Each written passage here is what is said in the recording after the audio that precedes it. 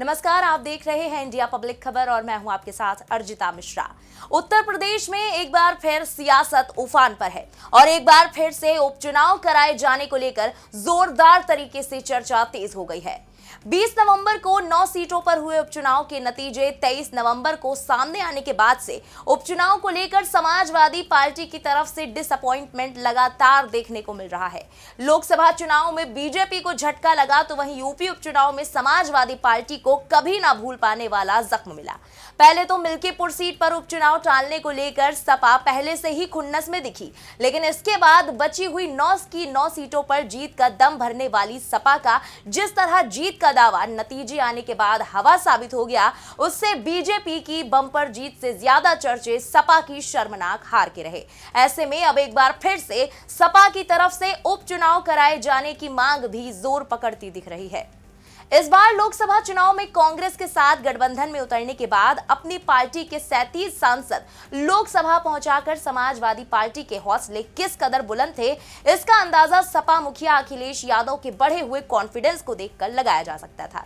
जिस तरह उन्होंने जम्मू कश्मीर में चुनाव लड़ा, हालांकि हार हाथ लगने के बाद भी उन्होंने लड़ना जारी रखा और यूपी महाराष्ट्र में तो कांग्रेस को भी नाको चने चबवा दिए। लेकिन अखिलेश यादव का ये आत्मविश्वास चकनाचूर तब हुआ जब यूपी की 9 सीटों पर हुए उपचुनाव में सपा की साइकिल सिर्फ 2 सीटों पर ही दौड़ पाई, लेकिन बाकी सीटों पर सपा का पूरी तरह सूपड़ा ही साफ हो गया।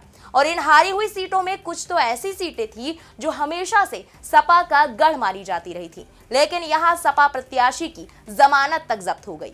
ऐसी ही एक सीट रही मुरादाबाद की कुंदरकी विधानसभा सीट, जहां सपा प्रत्याशी हाजी रिजवान को बीजेपी उम्मीदवार रामवीर सिंह ने जबरदस्त शिकस्त देते हुए कमल खिला दिया। हालांकि सपा की तरफ से नतीजों को लेकर धांधली के जोरों शोरों से आरोप लगे, लेकिन अब इस सीट को लेकर एक बार फिर से बवाल छिड़ गया है और सपा प्रत्याशी ने कड़े शब्दों में बीजेपी के नए नवेले विधायक बने रामवीर सिंह को ओपन चैलेंज कर डाला है। मीडिया रिपोर्ट्स के मुताबिक हाजी रिजवान ने दावा किया है कि कुंदरकी उपचुनाव में 90% लोगों की उंगली पर स्याही ही नहीं लगी। हाजी रिजवान ने कहा कि रामवीर के साथ लालची मुसलमान हैं, सरकार से डरे हैं इसलिए मेरे खिलाफ बोल रहे हैं। दम है तो रामवीर इस्तीफा देकर फिर चुनाव लड़कर दिखाएं। जब उनसे सवाल किया गया कि अब तो पुलिस का डर भी नहीं है, फिर क्यों मुसलमान उनके खिलाफ इतना मुखर हैं, तो इस पर हाजी रिजवान ने कहा कि मुसलमान अभी डर के साए में हैं, धीरे धीरे डर खत्म होगा तो बोलने भी लगेंगे। हाजी रिजवान ने कहा कि इस बार कोई चुनाव नहीं हुआ, लोगों को इतना डरा दिया गया था कि वो वोट देने नहीं निकले। कहीं आईडी जमा कर ली गई तो कहीं रेड कार्ड जारी कर दिए गए। मैं इस चुनाव को चुनाव मानने को तैयार नहीं हूँ। 90% लोगों की उंगली पर स्याही नहीं लगी। यदि ऐसा हुआ हो तो मैं राजनीति छोड़ दूंगा। मैं रामवीर को चुनौती देता हूं कि अगर उनके अंदर दम है तो इस्तीफा देकर दोबारा चुनाव लड़ने। शर्त यह है कि चुनाव में पुलिस की भूमिका ना हो, अर्धसैनिक बलों की मौजूदगी में चुनाव कराया जाए। वहीं उपचुनाव के दौरान अपने कथित कुत्ते के पट्टे वाले बयान पर हाजी रिजवान ने जवाब देते हुए कहा कि भाजपा वालों का काम झूठ बोलना है, मैंने ऐसा कोई बयान नहीं दिया। अब रामवीर तो गंगा नहा कर आए हैं, सारे दोष तो अब मेरे अंदर ही है। वो जो कह दें वही सच है, वो तो दूध के धुले हैं, उनकी क्रिमिनल हिस्ट्री भी अब तो दबी है। मैं इस बयान को सिरे से नकारता हूँ। रामवीर ने यह बयान खुद से पैदा करके इसका प्रचार किया है।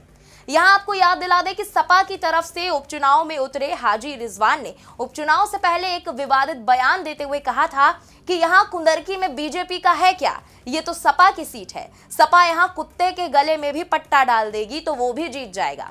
वही कहा जा रहा है कि रिजवान के इस बयान को मुसलमानों ने अपनी तौहीन माना और कहा तो यह भी जाता है कि भाजपा मुस्लिमों को यह समझाने में कामयाब रही कि सपा की नजर में उनके कुत्ते के पट्टे की अहमियत मुस्लिमों से ज्यादा है।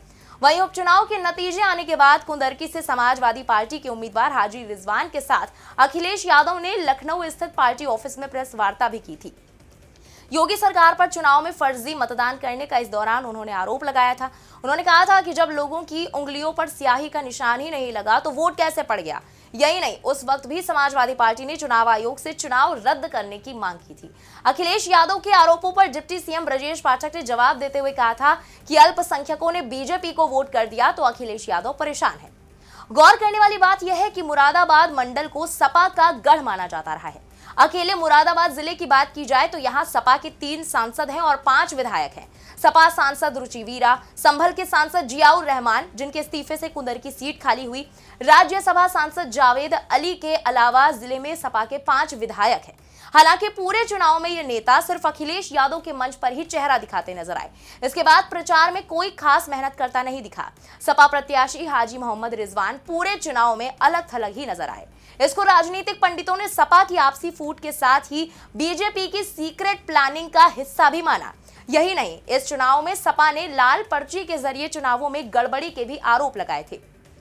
सपा प्रत्याशी हाजी रिजवान ने यह कहा था कि बीजेपी ने अपने वोटर्स को लाल पर्ची जारी की है। प्रशासन सिर्फ लाल पर्ची वालों को ही बूथ तक जाने दे रहा है। हालांकि रिजवान ना तो ऐसी कोई लाल पर्ची दिखा पाए और ना ही अपने आरोपों को साबित कर पाए। बड़ी बात यह है कि मुरादाबाद की कुंदरकी विधानसभा सीट पर बीजेपी ने इस बार असंभव को संभव कर दिखाया। बीजेपी के ठाकुर रामवीर सिंह ने सपा को 1,44,000 वोटों से हराकर इतिहास रच दिया। वहीं जिस तरह का ओवर कॉन्फिडेंस समाजवादी पार्टी के प्रत्याशी हाजी रिजवान के बयानों से देखने को मिला, उसके मुकाबले वो अपनी जमानत तक नहीं बचा सके। बीजेपी ने सपा के इसी ओवर कॉन्फिडेंस का जमकर फायदा उठाया और बीजेपी प्रत्याशी ठाकुर रामवीर सिंह ने मुस्लिम मतदाताओं के बीच जालीदार टोपी पहनकर पूरे चुनाव का रुख ही बदल दिया। 60% से ज्यादा मुस्लिम वोटर्स वाली मुरादाबाद की इस सीट को बीजेपी ने रिकॉर्ड 1,43,465 वोटों से जीता। उससे भी अहम बात यह है कि बीजेपी यहां 31 साल बाद जीत पाई। यहां तक की खबरें तो ये भी थी कि इसे बीजेपी संगठन खुद भी वोटिंग वाले दिन के पहले तक हारी हुई सीटों में शुमार कर रहा था। इस सीट पर अब तक कुल 16 बार चुनाव हुए। इससे पहले 1993 में यहां बीजेपी के राजा चंद्र विजय सिंह उर्फ बेबी राजा ने जीत दर्ज की थी। 31 साल बाद यहां फिर से कमल खिल सका, यानी कि बीजेपी की इस सीट पर यह दूसरी जीत रही। यानी कुल मिलाकर देखा जाए तो एक बात तो कुंदर की सीट के नतीजों से साफ हो गई थी कि अब तक जैसी धारणा रही थी कि मुसलमान सपा के बदले बीजेपी का साथ नहीं दे सकते, वो कॉन्सेप्ट पूरी तरह से कुंदर की सीट पर उल्टा होता दिखा। सीएम योगी आदित्यनाथ ने भी कुंदरकी में चुनाव प्रचार करते हुए यह कहा था कि जैसे दीपावली धूमधाम से मनाते हैं वैसे ही ईद भी मनाई जाएगी। उसके बाद अब सपा नेता हाजी रिजवान का एक बार फिर से बीजेपी के विधायक बन चुके रामवीर सिंह को इस्तीफा देकर चुनाव लड़ने का चैलेंज देना यूपी की सियासत में क्या नए ट्विस्ट एंड टर्न्स देता है और अब बीजेपी की तरफ से इस पर क्या प्रतिक्रिया देखने को मिलती है, ये देखने वाली बात होगी। फिलहाल इस स्पेशल रिपोर्ट में अभी के लिए इतना ही। इस पर आपका क्या कहना है कमेंट में लिखकर जरूर बताएं। बने रहें इंडिया पब्लिक खबर के साथ। हमारे यूट्यूब चैनल को सब्सक्राइब करें, बेल आइकन दबाना बिल्कुल ना भूलें।